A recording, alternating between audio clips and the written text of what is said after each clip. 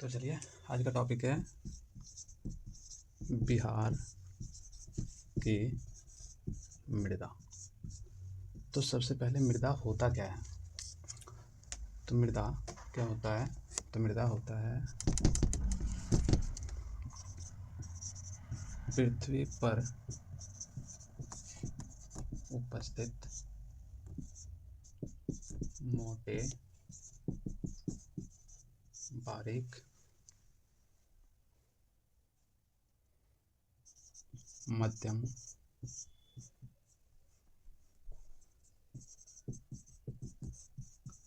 कार्बनिक एवं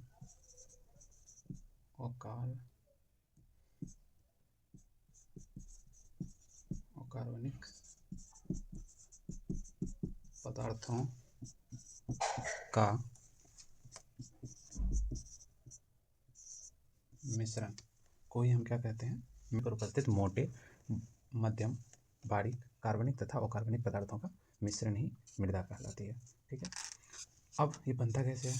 तो चट्टानों के टूटने फूटने, उसके भौतिक एवं रासायनिक परिवर्तन के फलस्वरूप एक मृदा का निर्माण होता है। ठीक है। इसमें ठीक है, चट्टानों के टूटने से और उसके भौतिक एवं रासायनिक परिवर्तन के फलस्वरूप एक मृदा का क्या होता है? निर्माण होता है। ठीक है। और इसमें क्या क्या इसके लिए उत्तरदायी होता है? तो उस जगह पर जहाँ पर मृदा का निर्माण हो रहा है, उस जगह पर उसका जो है क्या, वहाँ का वर्षा, वहाँ की आर्द्रता, ठीक है, वहाँ का वातावरण कैसा है, वहाँ की स्थलाकृति कैसी है। मान लीजिए यदि कहीं पे इस प्रकार की स्थलाकृति है, वेली टाइप, तो यहाँ पे क्या होगा? पानी का जमाव होगा और उसी प्रकार से मृदा का भी नेचर डिसाइड होगा। ठीक है। तो इतनी बातों को हमने जाना। अब मृदा के अध्ययन को हम क्या कहते हैं? तो study of soil is called pedology. यानी मृदा के अध्ययन को हम क्या कहते हैं? तो उसे हम मृदा विज्ञान कहते हैं। ठीक है। अब एक फैक्ट और आता है कि विश्व मृदा दिवस कब मनाया जाता है? तो ये मनाया जाता है कब? 9 दिसंबर को। कब? 9 दिसंबर। ठीक है। तो हम लोगों ने क्या देखा कि मिट्टी कहते किसे हैं, उसका निर्माण कैसे होता है, उसके निर्माण में किन किन चीज़ों की भूमिका होती है। तो एक मृदा के निर्माण में वहाँ की वर्षा, आर्द्रता, वातावरण, स्थलाकृति, इन सभी चीज़ों का योगदान होता है। ठीक है। तो अब आगे हम देखते हैं कि बिहार में कितना परसेंट किस तरह की मृदा का विस्तार है। तो जो है 90% सॉइल जो है बिहार का, वो कैसा है? तो जलोढ़। कैसी है? जलोढ़। ठीक है। इसी को हम लोग क्या कहते हैं? कछाड़ी मृदा भी कहते हैं। ठीक है। तो मृदा को कितने भागों में बांटा गया है? तो हम लोग कल देखे थे कि यहाँ से एक नदी निकली थी और बिहार को बीचों बीच 2 भाग में बांट रही थी। क्या नाम था इस नदी का? यानी गंगा। क्या नाम था? गंगा। तो ये जो है ना, ये गंगा का उत्तरी मैदान और ये गंगा का दक्षिणी मैदान। ठीक है। अब गंगा के उत्तरी मैदान में जो इसकी मिट्टी को बांटा गया है, तो कितने टाइप में बांटा गया है? 4 टाइप में बांटा गया है। 4 टाइप में कौन कौन सा? चलिए देखते हैं। तो आज हम बस इतना देखेंगे इस वीडियो में कि ये जो नॉर्थ बिहार है, यानी गंगा का जो उत्तरी मैदान है, इसमें कितने तरह की मिट्टी पाई जाती है। तो इसमें भी 4 तरह की मिट्टी है और जो गंगा का दक्षिणी मैदान है, उसमें भी आपको 4 तरह का मिट्टी देखने को मिलता है। तो वीडियो काफ़ी लंबा हो जाएगा, इसके वजह से हम आज देखेंगे कि नॉर्थ बिहार में कितने प्रकार की मिट्टी पाई जाती है, उनकी विशेषता क्या है, कहाँ से कहाँ तक वो फैली हुई है। ठीक है। तो गंगा का उत्तरी मैदान को यदि हम देखें तो यहाँ एक जिला पड़ता है जिसका नाम क्या है? कल उस दिन मैंने आपको बताया था कि यहाँ पर एक है सोमेश्वर श्रेणी का कुछ भाग है। ठीक है। पुरानी जलोढ़ और नवीन जलोढ़। तो कितने टाइप का है? 4 टाइप। कौन कौन सा? पर्वतीय मृदा, तराई मृदा, पुरानी जलोढ़, नवीन जलोढ़। जो ये पुरानी जलोढ़ है, इसको हम लोग क्या बोलते हैं? बांगर बोलते हैं। ठीक है। और जो नवीन जलोढ़ है, उसको क्या बोलते हैं? खादर बोलते हैं।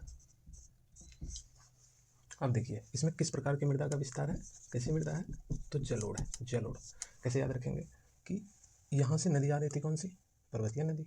तो नदी का जल जब भी ऐसी मिट्टी जो जल ओढ़ के आएगी वही कैसी मिट्टी होगी, जल ओढ़ मिट्टी होगी। ठीक है, जल को ओढ़ के जो आएगी वो जल ओढ़ होगी। तो जल के साथ जो मिट्टी आई है नॉर्थ बिहार में वो कैसी मिट्टी है, जल ओढ़ मिट्टी है। ठीक है, तो अब पहला मिट्टी को देखते हैं, पर्वतीय मिट्टी कहाँ से कहाँ तक पाई जाती है। तो यहाँ पर मैंने आप लोगों को बताया था कि यहाँ पे क्या है, यहाँ पे है सोमेश्वर श्रेणी। तो सोमेश्वर श्रेणी के आसपास वाला जो एरिया है ना, इसमें कैसी मृदा पाई जाएगी, इसमें पाई जाएगी पर्वतीय मृदा, पर्वतीय मृदा। इनकी इसकी विशेषता क्या क्या होगी, तो इसकी विशेषता है ये ऐसी मिट्टी है जिसमें हल्का फल्का ना हमको पत्थर के कण देखने को मिलते हैं, क्योंकि ये कहाँ पे, पर्वत के पास की मृदा है। ठीक है, यहाँ से जितनी भी नदी आती है सब अपने साथ मिट्टी लेके आती है और उसी से निर्माण होता है किसका, तो ये उत्तरी बिहार की मृदा का। क्योंकि इस भाग में जो है ना नदी का पानी नहीं आ पाता है, तो यहाँ की मृदा दूसरे टाइप की होती है और यहाँ हर साल बाढ़ आता है, हर साल नदी ढेर सारा पानी और साथ में सेडिमेंट्स लेके आती है और उसका सेडिमेंटेशन करती है। तो ये नॉर्थ बिहार जो है आपका, ये कैसी है, नवीन है। ठीक है, तो इसकी विशेषता यदि हम लोग देखें तो हम क्या देखते हैं कि उत्तर पश्चिमी भाग, यानी ये है नॉर्थ और ये है वेस्ट, तो इसका फैलाव कहाँ है, ये उत्तर पश्चिमी भाग में सोमेश्वर श्रेणी के आसपास, तथा यहाँ से एक रिवर जाती है, कौन सी, बूढ़ी गंडक। बूढ़ी गंडक के या गंडक के ऊपरी हिस्से में, कौन से हिस्से में, ऊपरी हिस्से में, गंडक नदी के ऊपरी हिस्से में तथा सोमेश्वर श्रेणी के आसपास जो है ना कैसी मृदा है, पर्वतीय मृदा है। ठीक है, इसकी और विशेषता क्या क्या है, तो इसकी विशेषता है कि इसमें ना नमी पाई जाती है। ठीक है, नमी पाई जाएगी जिसके वजह से यहाँ कौन कौन सी खेती होगी, तो यहाँ पे कौन सी, धान की खेती हो सकती है, गन्ना हो सकता है और कई मामले में जूट की भी खेती होती है। ठीक है, उसके बाद दूसरी मिट्टी आती है तराई मृदा। और तराई मृदा क्या है, ठीक है, तराई मृदा जो उत्तर का सीमा है, यहाँ पे क्या है, पूरा पहाड़ वाला एरिया है ऊपर, नेपाल में तो पहाड़ ही है, नेपाल है, तो पहाड़ के नीचे वाले क्षेत्र को हम क्या बोलते हैं ना, तराई क्षेत्र बोलते हैं।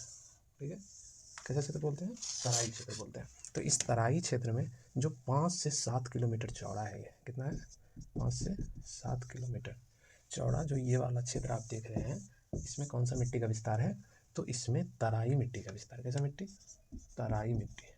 ठीक है, अब इसकी क्या क्या विशेषता है तराई मिट्टी की, कि कहीं कहीं इसमें आपको ना कंकड़ देखने को मिल सकता है, कहीं रेत देखने को मिल सकता है। ठीक है, और कई जगहों पर जो है ना इसमें दलदली भी देखने को, यानी जहाँ पे पैर आपका धंस जाए तो वो दलदली भी आपको देखने को मिल सकता है। ठीक है, चलिए आगे देखते हैं। इसका ना रंग जो है, रंग कैसा होता है, ये कैसा होता है, भूरा रंग का होता है, भूरा रंग का होता है, लाल भी होता है कई मामलों में। ठीक है, और इसमें कौन कौन सी खेती होती है, तो वही होती है, धान की खेती होती है, और क्या होता है, धान और आपको जूट की खेती होगी, और क्या होगा, गन्ना की खेती होगी। ठीक है, अब इसके बाद एक मिट्टी आती है जिसको हम लोग कौन सी मिट्टी बोलते हैं, पुरानी जलोढ़ बोलते हैं। तो जब हम रिवर सिस्टम पर आ रहे थे तब मैंने आपको बताया था कि यहाँ से एक नदी आती है जिसका क्या नाम है, घाघरा है, और यहाँ भैंसा लोटन से एक नदी आती है जिसका नाम गंडक है। ठीक है, इन दोनों के बीच के क्षेत्र को हम क्या बोल रहे थे, घाघरा और गंडक का द्वाब। ठीक है, घाघरा गंडक द्वाब। तो इस क्षेत्र में जो भी मिट्टी पाया जाएगा उस मिट्टी को हम कैसी मिट्टी बोलेंगे, पुरानी जलोढ़ बोलेंगे। अब पुरानी जलोढ़ से क्या मतलब, तो पुरानी जलोढ़ से मतलब है हमारा कि ऐसा मिट्टी जहाँ पर प्रति वर्ष बाढ़ का पानी नहीं पहुँच रहा हो, प्रति वर्ष जो है ना मिट्टी में नयापन ना आ रहा हो, तो उसको हम क्या बोलेंगे, पुरानी जलोढ़ बोलेंगे। यानी मिट्टी तो सारा जलोढ़ ही है, ठीक है, उसी में नया और पुराना है। तो पुराना कौन सा है, जिस पर कि नदी का पानी प्रतिवर्ष नहीं पहुँच रहा है, उसको हम पुरानी जलोढ़ बोलते हैं। अब यदि देखेंगे तो इसकी विशेषता क्या क्या है, इस मिट्टी को, इसको कौन सी मिट्टी बोल रहे थे हम लोग, पुरानी जलोढ़। पुरानी, मैं हट जाता हूँ थोड़ा सा, पुरानी जलोढ़। इसको ना हम लोग और कौन सी मिट्टी बोलते हैं, इसको बल सुंदरी मिट्टी भी बोलते हैं, बल सुंदरी मिट्टी भी बोलते हैं इसको। ठीक है, अब देखिए एक और मिट्टी बच जाती है, वो कौन सी है, नवीन जलोढ़, यानी इसको बल सुंदरी भी बोलते हैं, बंगड़ भी बोलते हैं। ठीक है, और इसमें कौन कौन सी खेती होती है यदि बात करें तो, अच्छा एक और चीज़ है कि इसमें ना चूना और पोटास की अधिकता होता है। किसकी अधिकता होता है, चूना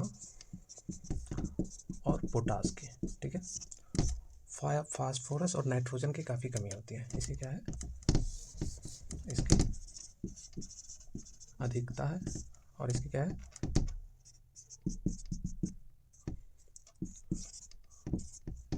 नाइट्रोजन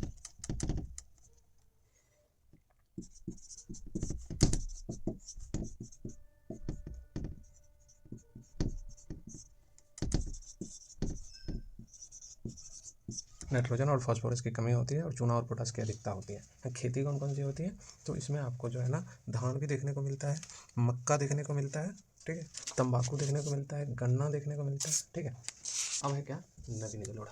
आप लोगों को याद होगा कि जब हम नदी तंत्र पढ़ा रहे थे तो जो भी सहायक नदी आके मिल रही थी तो वो कैसे मिल रही थी, ऐसे मिल रही थी, आके ऐसे मिल रही थी, है ना। तो प्रति वर्ष ऊपर से पानी लाएगा, पानी के साथ में कुछ सेडिमेंट्स लाएगा, कुछ मिट्टी लाएगा, ठीक है। तो प्रति वर्ष इस क्षेत्र वाले मिट्टी को क्या करेगा, पूरे इस क्षेत्र वाले मिट्टी को इसको नया कर देगा। तो जब इसको नया कर देगा तो इसको नाम हम क्या देंगे, नाम देते हैं इसको नवीन जलोढ़, ठीक है। इसको क्या बोलेंगे, नवीन जलोढ़ बोलेंगे। अब नवीन जलोढ़ मिट्टी को जो है ना हम लोग एक और नाम से जानते हैं, किस नाम से जानते हैं, तो खादर के नाम से जानते हैं, ठीक है। थोड़ा गंदा हो गया, ठीक है। तो यहाँ से देखा आप लोगों ने तराई मिट्टी, ठीक है, और इस वाले भाग में कौन सी है, नवीन जलोढ़ मिट्टी है, ठीक है।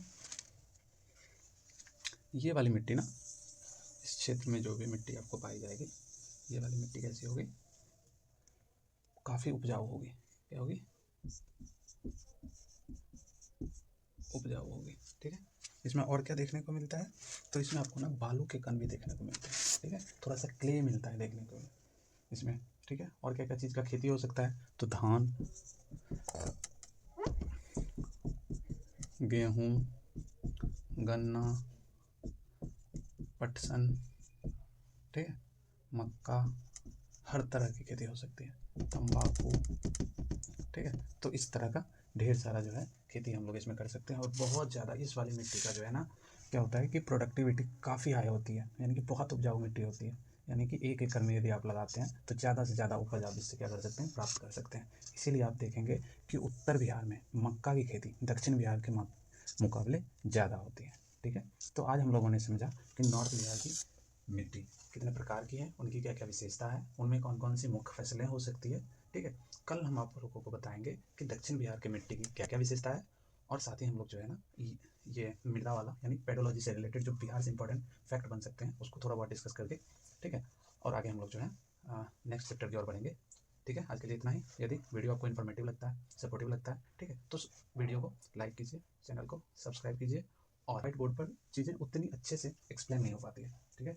तो यदि इसी चीज़ को मैं डिजिटल बोर्ड पे पढ़ाता तो डायग्राम के माध्यम से या फिर हो सकता है उसको ना 3D इमेज के माध्यम से मैं आप लोगों को बता पाता। तो ये सब आप लोगों के सपोर्ट के बाद ही होगा, ठीक है। तो आप लोग जो है ज़्यादा से ज़्यादा वीडियो को शेयर और चैनल को सब्सक्राइब कर लीजिए ताकि इस तरह की वीडियो आप तक पहुँचता रहे, ठीक है।